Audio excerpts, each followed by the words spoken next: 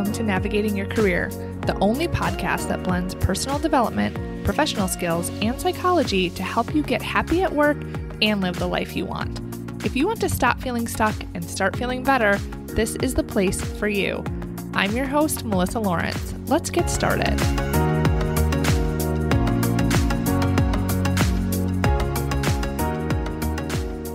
Hello and welcome to this week's episode of the podcast. This week, we're going to take things a little more personal and go behind the curtains a little bit. I want to share with you the journey I have been on and what it means for you in your own search for your best career and some exciting shifts that you're going to start to see in my business. If this isn't your first episode, you may have caught on that what I help people do, specifically women in pharma or biotech, is to figure out their best career move, their best role to get promoted or reach new levels of leadership and be an effective leader. I have a specific skill set, tools, and process that I use that gets my clients the astounding results that you have heard on the podcast or through social media or my website. My success rate with clients is unheard of in this industry. All of my clients reach or exceed their goals and more so make big personal shifts and growth in their mindset and confidence, become better parents, and feel just happier in their lives. It is truly the most rewarding job for me. It doesn't even feel like work. I just love it so much. We just got back from the holiday with the long break for Thanksgiving, and it was hard for me to not work for 4 days because I love it so much, because I love reading about personal development and career development and psychology, and I have to find a balance of those things that are my own personal growth and development and what is work so that I know that I'm really taking a break and not using that as a cover to just keep working because I love it so much. And this is what I want for you too. I want you to love what you do, to feel confident in how you do it, and to shatter the glass ceiling that we talk about for women in the workplace.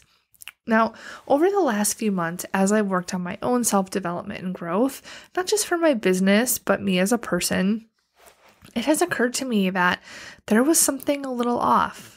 Maybe even just 5 degrees. Like I said, I love what I do. My business is in high demand, more so than I can even supply at times. And you could say that things are going pretty great, as well as I could have even hoped when I set out to do this work full-time 3 years ago almost.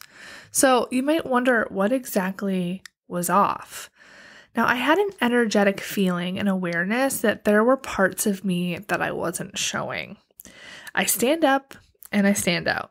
I advocate for you and others. I do what I love, and I use a process I created myself. So I'm definitely not shy when it comes to standing up for what's right, for standing up for other people, and for being the one that goes first to kind of show people what's possible. But it's almost as if I had identified a new blind spot, an area that I wasn't even aware that I was shielding from myself. A new level of authenticity, a deeper understanding of who I am, and how I still had areas that I was people-pleasing or doing what I thought I needed to do or what I thought was right, and I didn't even know it. It's fascinating. Now, it's possible that this was something that I had just become aware of because maybe I had a block or a bias in my brain that wasn't allowing me to see. Or it could be that I just wasn't ready to see it. And that's why some of these things I'm going to talk about, I wasn't really aware, I wasn't aligned with. And I should probably give you a heads up that this episode isn't only like a personal, vulnerable, behind the scenes look into me and what I've been going through and how it relates to you, but it is a little bit woo, a little bit like advanced concept when it comes to psychology and energy. So just bear with it. It's okay if you maybe haven't heard some of these things before, but I'm trusting that some of you have.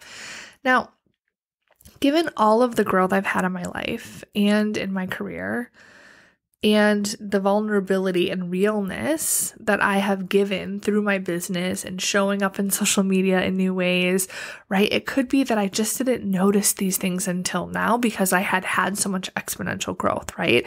When you think about yourself on LinkedIn, you're probably not doing what I'm doing, like out live videos and showing yourself doing things and photos and posting every day, right? Like there's a lot that I had to overcome initially to be that visible. So it's possible that some of these little things I'm going to talk about today, these little things that have a profound, big impact, I just wasn't aware of them because I was growing in other areas at the time.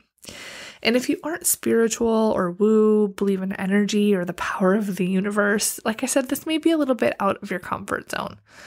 But essentially, that 5 degrees I felt was off. It's not that I knew what it was. It was just a feeling. And it was so frustrating for several weeks, feeling like I couldn't pinpoint what it was when I just felt like there was something off and I just didn't know what it was. And it's important to me to be the realist version of myself. And it always has been, not only for my own inner peace and happiness, but so that my clients, so those around me can see that you don't have to be someone that you aren't or be like a stereotype to achieve your goals. So I was really determined to figure out what this was, what this missing piece was. It was driving me bonkers. So I coached myself, but I also got coaching from trusted advisors and peers, from my own coach. Now, this is the power of coaching. Now, you may think, but hey, you are a coach, Melissa, so how come you can't just cure yourself with a snap of your fingers? You already have the tools, you already have the process. And the answer is because I'm a human. And I have a human brain, and so I also am going to have blind spots. One of the greatest benefits of coaching isn't the strategy or the guidance, it's a trained professional who can observe your brain and see the blind spots that you don't even know you have. To get greater clarity and get out of my own way to see things that my brain wasn't showing me. And coaching is the best tool for that, because if you think about any other way that you might learn, whether it's in academia or if you read a book or you take a class, your brain is still filtering that information and applying what it thinks is relevant. And a lot of it you're not even retaining. But when you talk to a coach that is an expert in coaching, they can make observations and put things together that you may not even realize. Or even if you're in therapy, I've had this happen with clients where I'm able to put something together and offer an observation that is like a click, like an aha for them that they haven't even discovered in therapy. So it's really, really beneficial. So I got coaching, I meditated, I journaled, I had dance parties. I even had my Akashic records read, all things both woo and logical to try to discover what this missing piece was. And then it came to me. I was sitting having coffee one morning after being coached the evening before, and it dawned on me. But before I reveal it, let me tell you a little bit more about how I got there, so it is in context and in a way that may better resonate, so you can kind of see how this all came together. So this all started when I decided to redesign my office.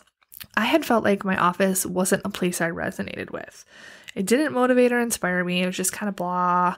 It was just professional. It was nice for sure. I'm very grateful to have the space that I have, to have, my own room as an office, all of those things, but it just wasn't me, right? If you work from home or even in your office at work, if you have a cubicle or a desk and you look around and it's just beige walls and nothing really inspiring, it can be kind of difficult to do your best work in that space, at least for me.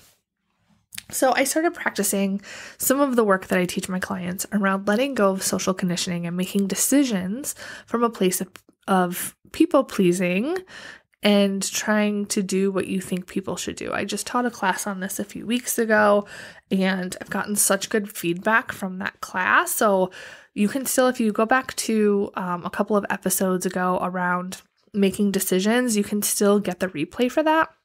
Highly recommend it. But I was kind of going through some of that own work around social conditioning and letting go of these kind of external circumstances.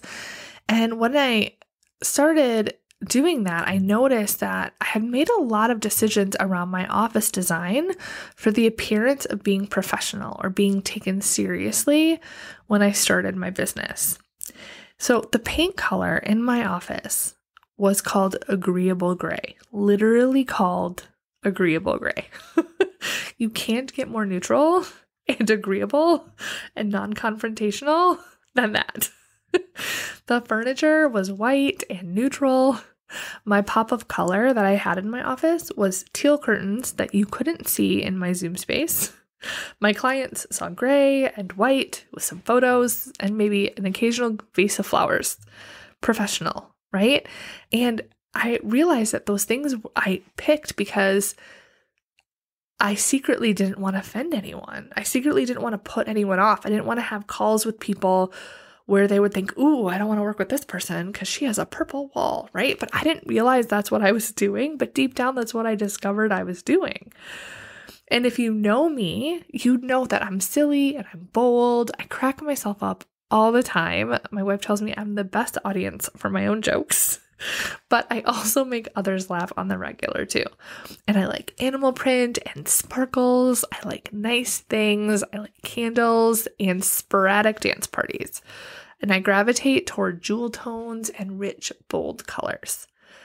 So what happened? How in the world did I end up with an agreeable gray office?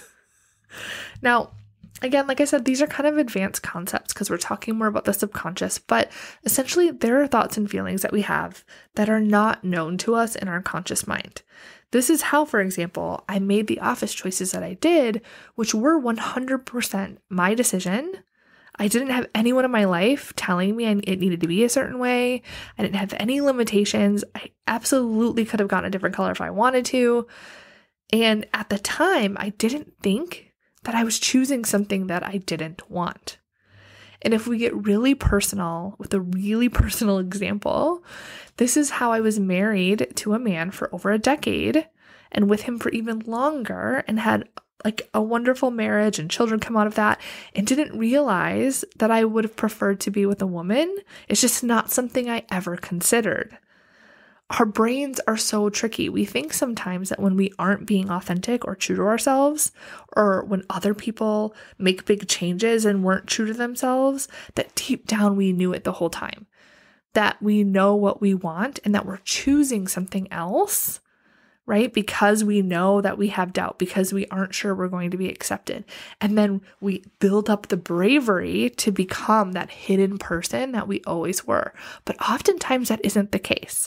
And that hasn't been my experience, right? So when I had this big life-altering moment and, I met Ellen, my wife, and all of these things, like it was very surprising to me as well because I didn't feel like I was, in the closet the whole time. I didn't feel that way.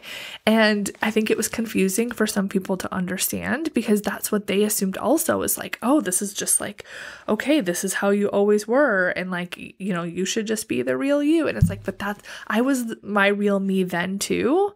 I just didn't know this level of myself. It hadn't been coming to the surface yet. And when you look back, you can kind of see some of the clues, but it wasn't something that I was like repressing myself from or anything like that. Just like with my office, I wasn't choosing intentionally to do a color that like I didn't really resonate with.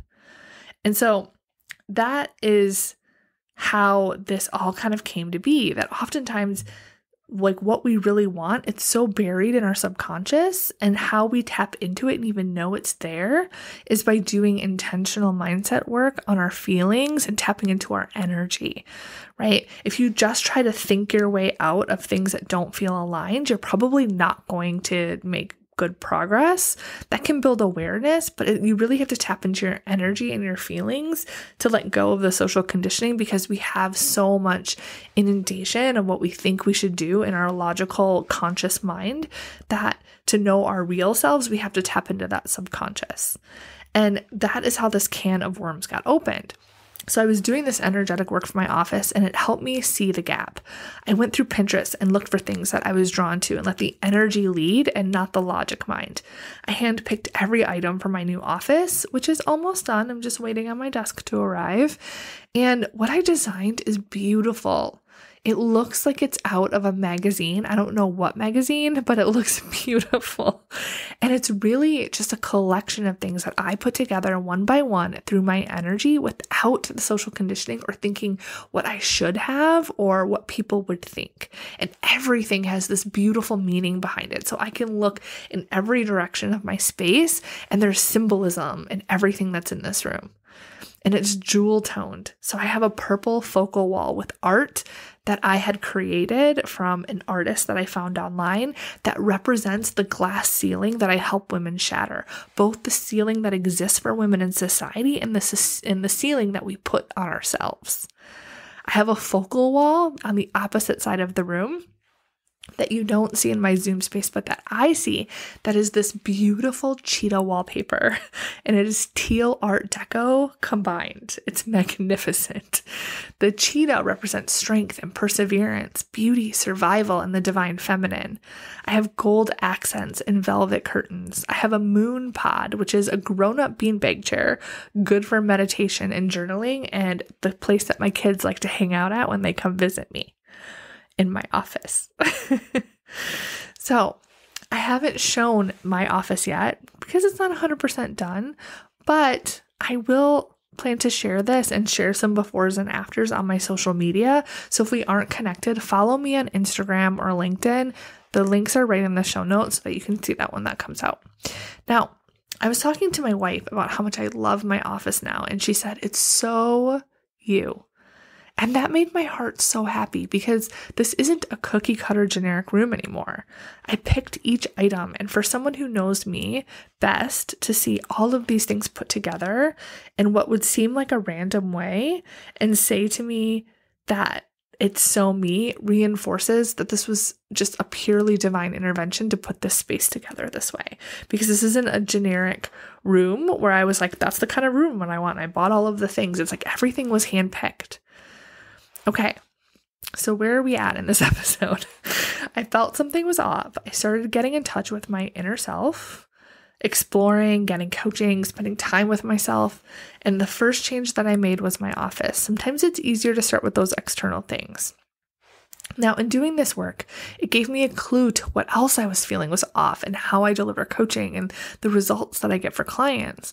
And I just finished coaching a client, and we celebrated the end of 6 months that we had working together and all of the changes that she had made at work, but also the personal changes. Like, she doesn't have panic attacks anymore. She sleeps through the night. She doesn't have anxiety at work. Huge life-altering changes.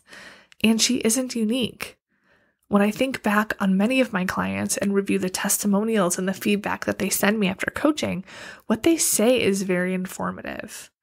Yes, I help you figure out your ideal role. I help you get it. I help you make more money and work less hours and achieve the growth and happiness at work that you're looking for.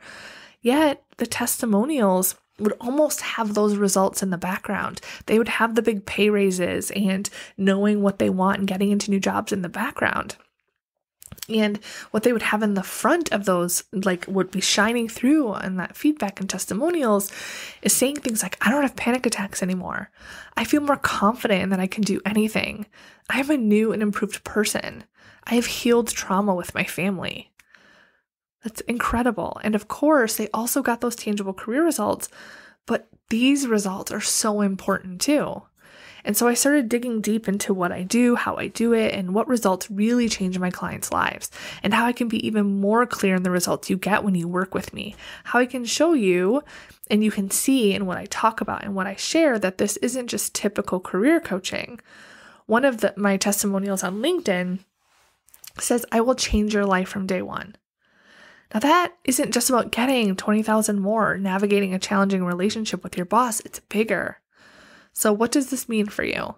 It means that I've already started integrating some of the shifts in my presence online to align with the realist version of me and the profound solutions and results I provide.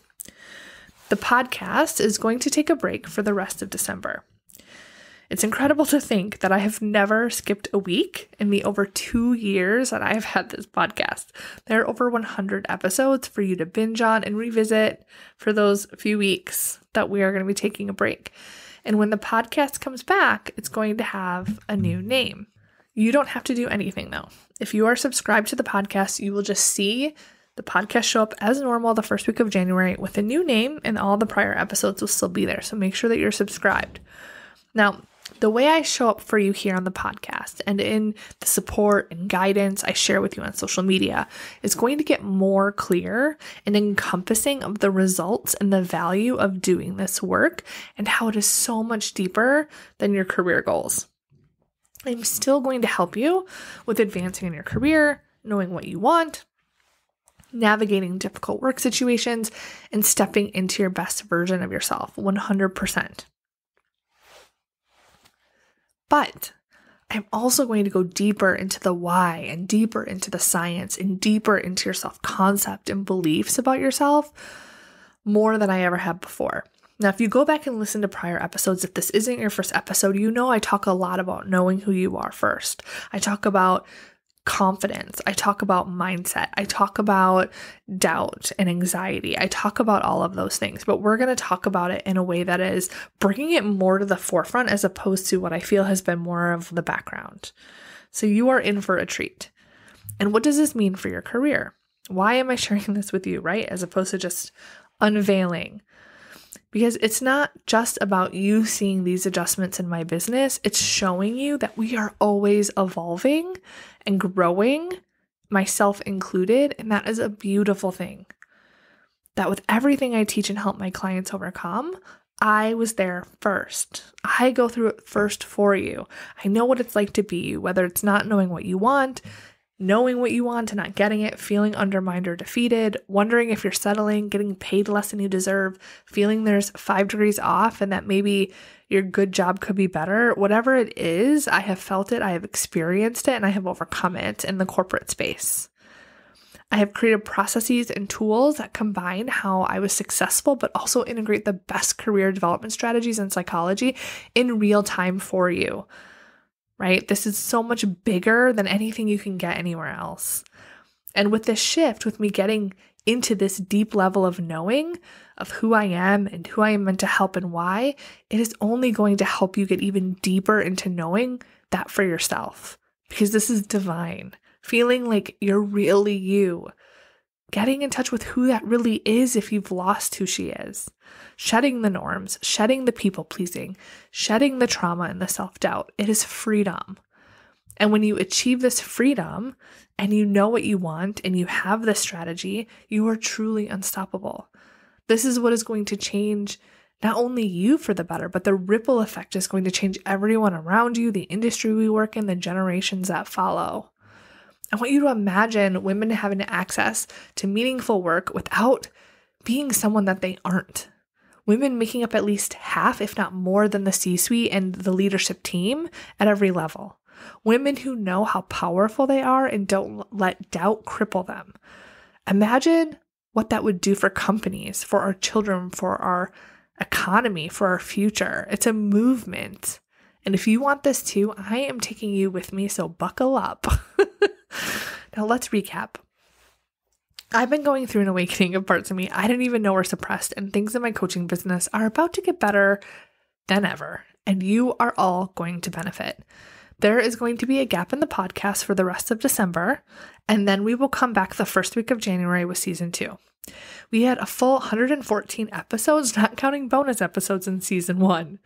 So when it comes back, there is going to be a new name, but you don't have to do anything if you're subscribed because the name will just be replaced. So instead of navigating your career, it's going to say a different name. It's not going to be a whole new podcast. I also want to invite you to join my email insiders. Now, if you aren't on my email list, you want to be, okay? I send a weekly email with videos, insights, strategies that often aren't shared anywhere else. And while the podcast is on a break for a few weeks, I'm going to be sharing some teasers about what is to come and some curated podcast episode playlists. Last year, I did my top 10 downloaded episodes of the year, and I also did a curated list of episodes for new managers. This year, I'm going to mix it up, so you definitely want to get my email so you can get the inside scoop. You'll also get informed when the new podcast name is released, and to join, all you have to do is go to my website and add your name. I'll put a link in the show notes. Now, that is all for this week's episode, where you got a behind-the-curtain look into what's been happening in my world and what's to come. I am so grateful for you. Thank you for being on this journey with me. I look forward to us continuing in the new year, and I hope you have a wonderful holiday season. I'll talk to you next year.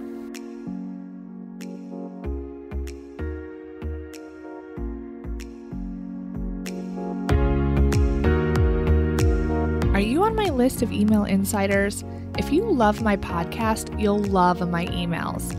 Every week, I send practical resources and insights that will help you achieve your goals straight to your inbox. Joining is completely free. Head over to www.melissamlawrence.com to add your name. I will put a link in the show notes.